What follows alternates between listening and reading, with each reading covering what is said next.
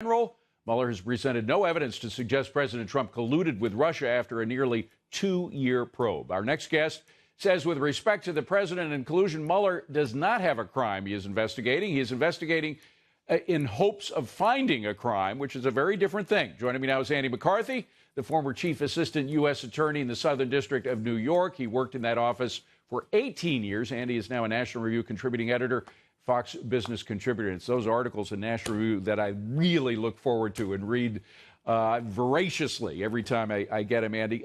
First of all, you know, there are a lot of people who think, our friend Rush Limbaugh has said this on air, that as long as President Trump is president, Mueller will be around to investigate something because he is searching for a crime to get this president out of office. To which you say what?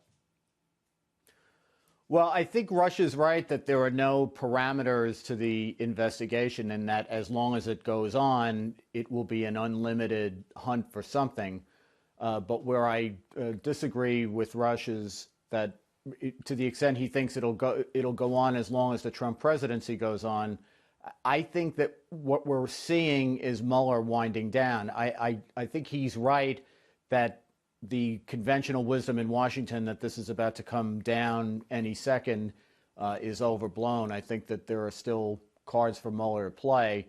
But I do think, Dave, that if he were planning to extend this, you would not be seeing people start to get sentenced now. And I've always thought that if he was building to a larger investigation, the way you build a larger investigation is you get the main guy or you get your cooperators to come in and plead guilty to the big crime that you're trying to pin on the big guy. Instead, what he's done is plead everybody guilty to false statements. And you don't want to build a case by showing the jury that all your witnesses are liars. But that's really exactly what he's doing about it. Well, that indicates that he doesn't have a big case at the end of the rainbow. That's my point. Yeah. Well, one of the things that he's working on is obstruction. And you write a terrific piece in National Review that suggests he doesn't exactly understand obstruction as a charge. Can you explain? Well, I didn't say, I'm not so much saying he doesn't understand it. The article was about a memo that President Trump's nominee to be the next Attorney General, Bill Barr, who was the Attorney General, by the way, in the Bush 41 administration. So he's a very accomplished guy, formerly head of the Justice Department's Office of Legal Counsel, which are the lawyers in the Justice Department.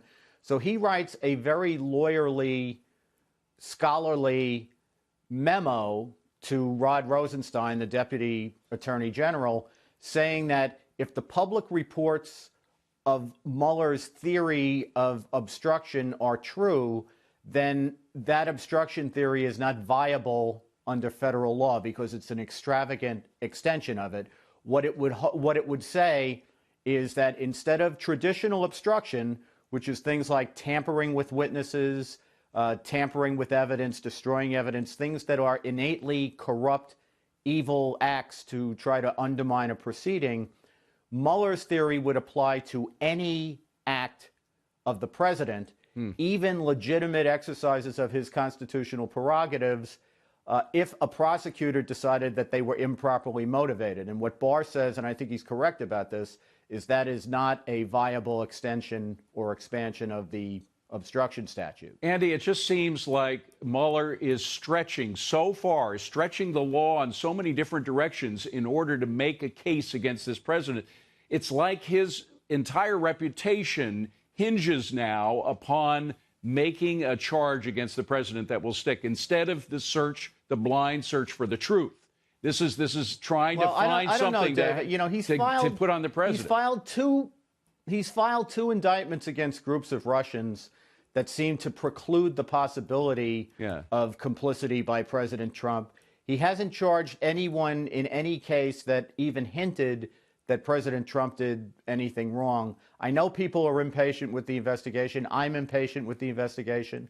But at the same time, you can only look at the bottom line of what he's done. And what he's done so far is he hasn't even hinted that President Trump did anything wrong, at least criminally wrong. By the way, Bill Barr, who, again, has been nominated to be the next Attorney General by the president, he wrote this piece. It's somehow the media is trying to turn it into an accusatory, some kind of evidence against him as being the next attorney general, when in fact it was an offer, it was an 18-page memorandum to kind of help the Justice Department through understanding what the Mueller investigation was about. Did you think it was a good exercise?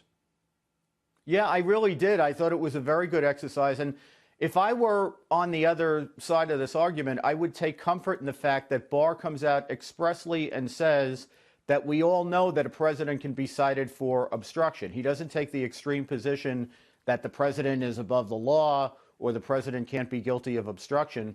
And he never comes close to saying that Mueller's investigation is not legitimate. This is strictly an article that is about a very narrow but important legal issue, which is the obstruction theory as we understand it that the Mueller investigation is pursuing one that is viable under federal law and under the canons of construction of statutes that the Justice Department traditionally employs. Incredible that it's gone on this long, though. And you think it is wrapping up? You think maybe by the end of February we may have the end of the Mueller investigation? Dave, one thing I would say is that Mueller is not on anybody's time clock but his own. That's for sure. And I think he's going to finish when he's good and ready. There's good reason to think he's